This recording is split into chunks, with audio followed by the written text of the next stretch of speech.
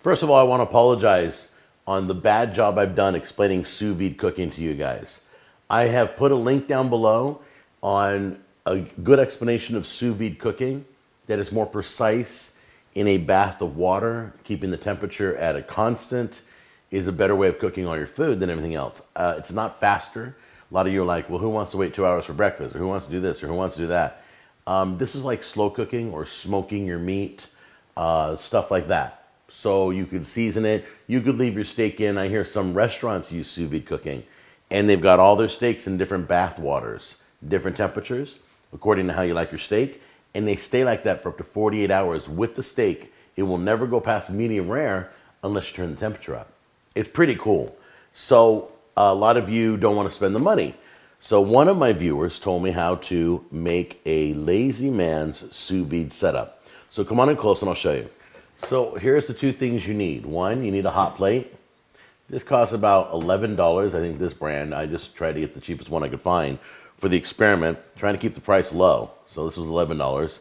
You can find them as low as $9. I know that. And then this is a $35 temperature controlled outlet. We're going to test it out on this London broil. The goal today is to cook this London broil to medium rare, but we also are going to put in seasonings and some marinade inside the bag to hopefully tenderize this London broil.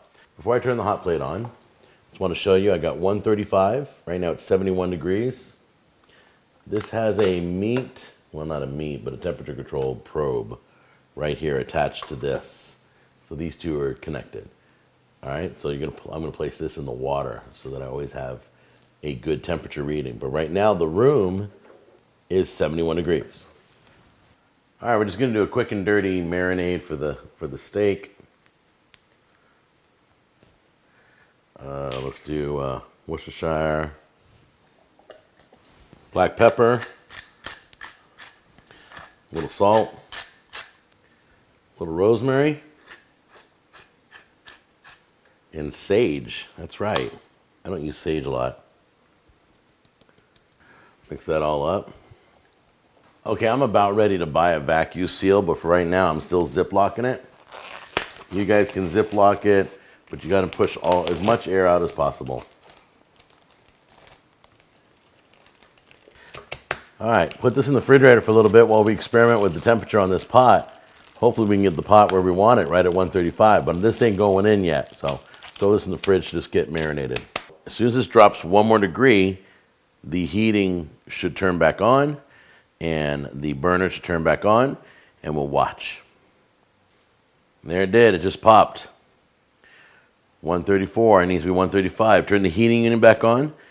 There's the London broil, we're gonna submerge it in there, in the bath. Sinks all the way to the bottom, perfect.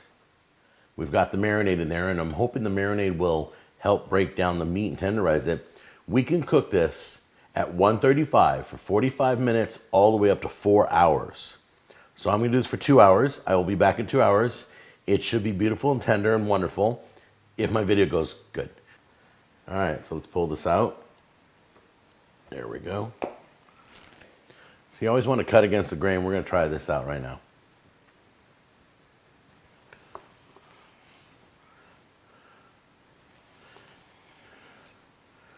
Wow.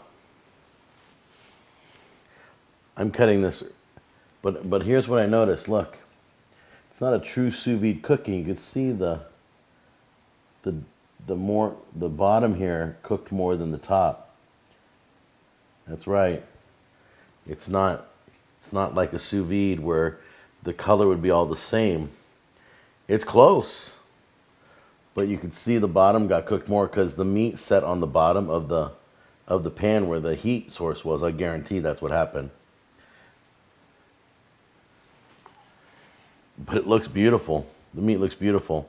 All right, so I'm calling it. This is not a good way to sous vide cook. I don't recommend you guys spend the money. I already did. As you saw, it cooked unevenly because the sous vide devices rotate the water and keep it flowing. They don't have a heat source coming from the bottom where it's hot, and things may cook faster on the bottom than the whole pot itself. Did that make sense? All right, guys. So that test was a fail. I will see you on the next episode. Take care. Bye-bye.